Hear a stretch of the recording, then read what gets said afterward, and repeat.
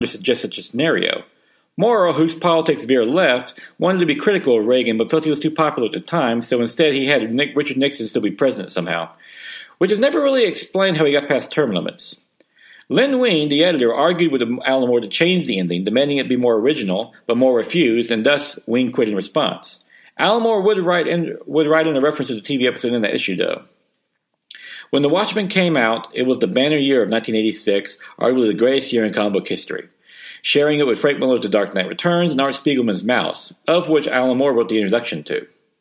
The original comics sold so well in 1986 and 1987 that DC briefly beat Marvel in sales again.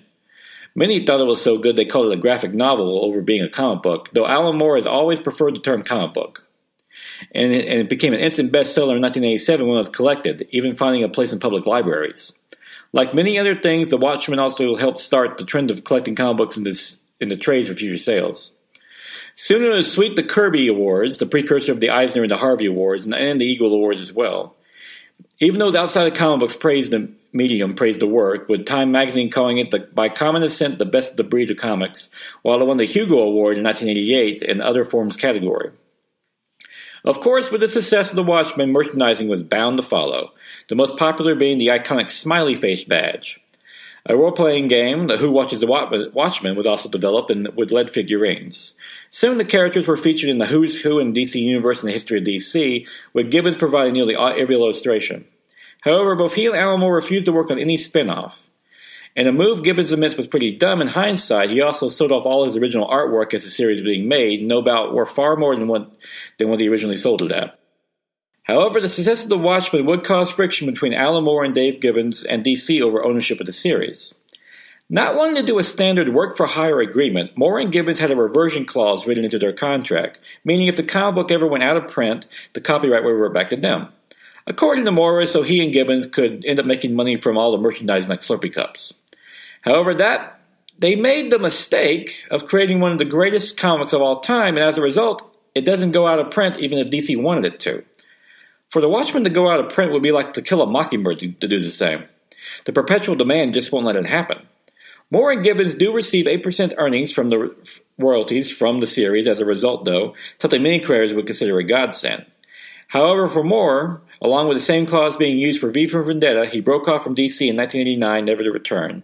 Not even on the 15th anniversary of the series in 2000, in which the company were planning to release a line of Watchmen action figures.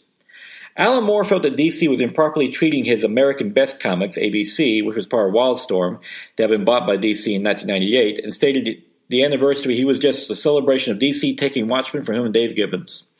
As a result, DC never released the figures, despite showing prototypes at the 2000 San Diego Comic Book Convention. One place The Watchmen was intended to expand from the beginning was into films, with producers Lawrence Gordon and Joel Silver acquiring the rights in 1986 for 20th Century Fox. Alan Moore was asked to write the screenplay, but he declined, so Sam Hamm, who would later write Batman and Batman Returns, was hired. Reportedly, Hamm's script made the origin more manageable despite involving an assassination and a time paradox, and was never produced. In 1991, Fox put the film in turnaround, where it was eventually moved to Warner Brothers, DC's parent company, with director Terry Gilliam attached and Charles McCohen hired to rewrite the script, where he restored Rorschach's voiceover and other key scenes for the plot. However, at 120 pages, the script was reportedly to cost $1 million a page, or a $120 million budget. Not uncommon for modern blockbusters today, but unheard of at the time, and Gilliam was only able to raise $25 million for the film. Gilliam, who has gained a reputation for his movies going over budget, made further investors reluctant. Ultimately, Gilliam left the project, feeling a film was not the best format to adapt to Watchmen, and it left Warner Brothers. Gordon then reached out to Gilliam to come back as a director and film it independently, but Gilliam said the material was better suited for a 5-hour miniseries.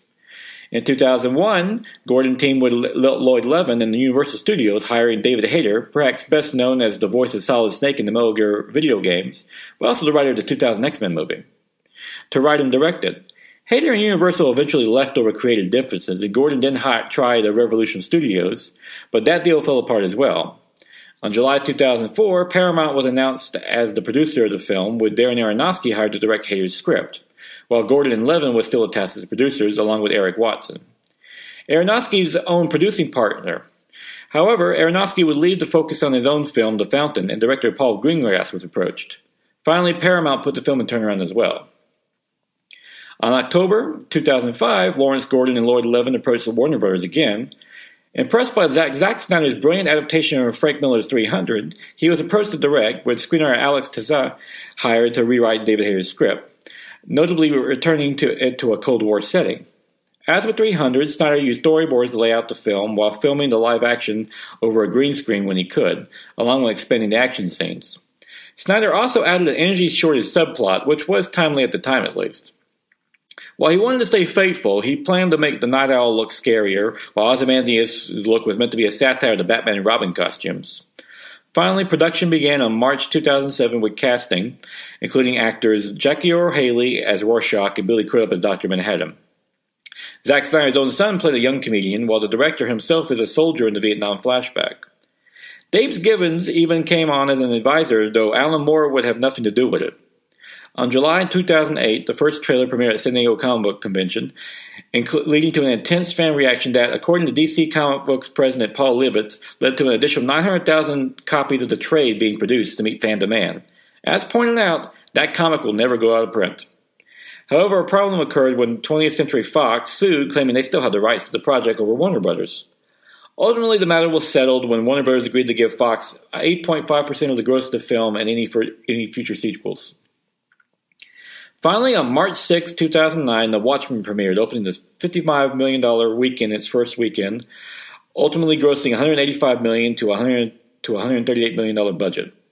The film's reception was decidedly mixed, with many praising the cast, notably Jackie Earle Haley as Rorschach and Billy Crudup as Dr. Manhattan, while Snyder's direction was equally praised for its look and faithfulness to the comic.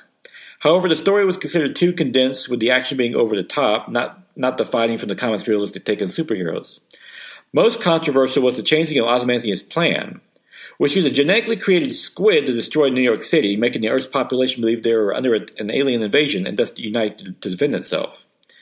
Snyder chose to have Dr. Manhattan be framed for the attack, arguing it was more realistic. However, when analyzed, Dr. Manhattan was an American used by America to assert its power.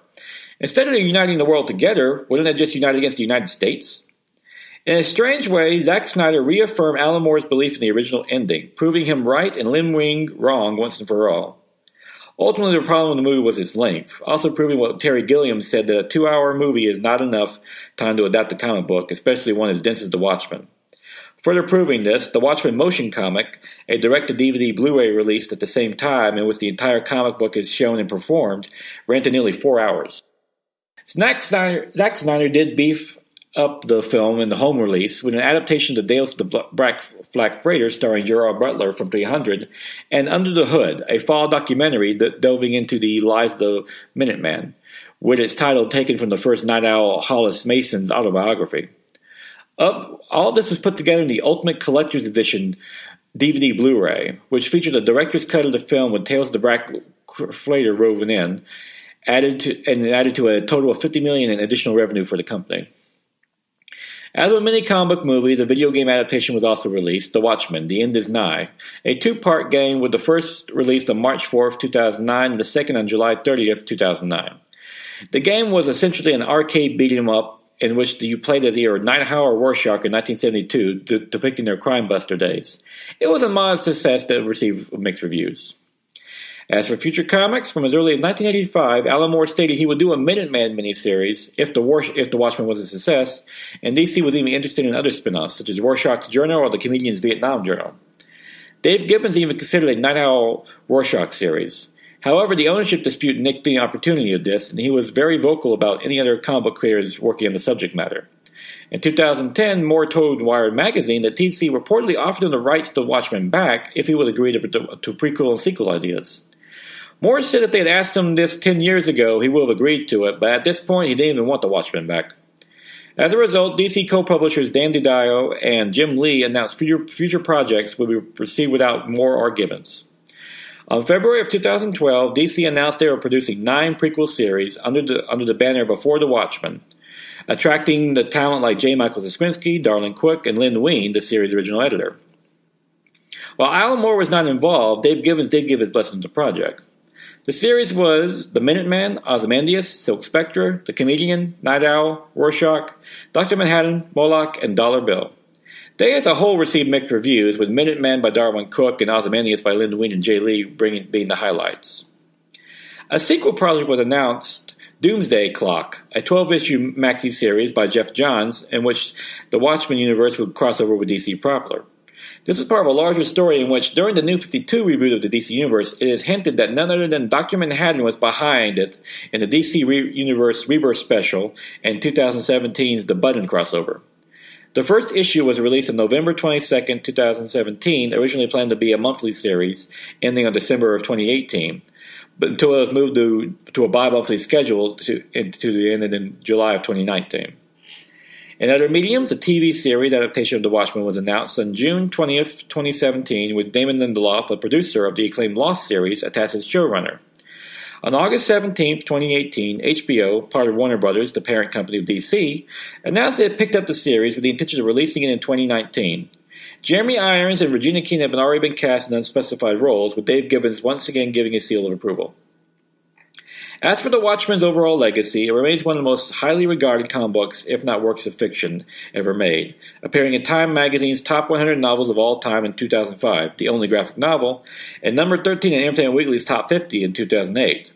While setting an example for all the comic books to come, it has even made influence in other areas, notably Edna Mole's hilarious "No Capes" speech in the Incredibles movie of 2004, which is a direct reference to Dollar Bill being killed when his cape is caught in a rotating door while chasing a robber. However, it also has the unintended side effect, along with The Dark Knight Returns, in making creators and publishers believe that it was dark, gritty nature of these comics that made them great, not the intelligent storytelling and the love of the superhero genre. Alan Moore has personally criticized this, stating he wanted the Watchmen to liberate the superhero genre into new areas, not get stuck in one. As for the creators, both Alan Moore and Dave Gibbons have gone on to successful careers afterwards, with Moore having distanced himself from the work, while Gibbons continues to be supportive of future ventures. Of course, they still receive their 8% of all royalties, as per the original DC contract, though reportedly Moore gives his share to Gibbons in personal protest. Moore himself continues to be one of the comic's most acclaimed writers, with From Hell to The Legal Extraordinary Gentleman, along with Tom Strong, a two-fisted, lighthearted adventure book that is the opposite of The Watchmen. Moore himself trying to prove that comic books can be many things. However, Moore has refused to work with large publishers like Marvel and DC anymore, especially under classic characters, as he stated in an interview on Fanboy Radio, that when he sees Superman or Spider-Man, he just sees the ghosts of their creators who were cheated out of their work. Gibbons has continued to work on as well, with no such hang-ups, working with Frank Miller on Give Me Liberty, and even recently contributed to Action Comics number 1000. Nevertheless, it is The Watchmen that will be most remembered for, a book that truly set the standard for the comic book medium and the superhero genre. Movies have their Citizen Kane, for comic books, it is The Watchmen. I would like to note that my main sources for this episode was Watching The Watchmen by Dave Gibbons, Chip Kidd, and Mike Essel, which details the artist's side of making the classic story, along with Absolute Watchmen release, which on top of featuring a remastered comic with John Higgins' corrected coloring, but also a great backup feature in the making as well. Both were great reads, and while pricey, pick them up wherever books are sold.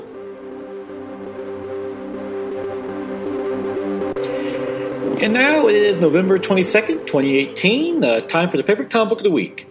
Batman, number 59, by Tom King and Mikel Janin, that finds Batman acting on the revelation by the Penguin that Bane's been behind the entire conspiracy against him, with him finally taking action against Bane, and, well, not going as expected.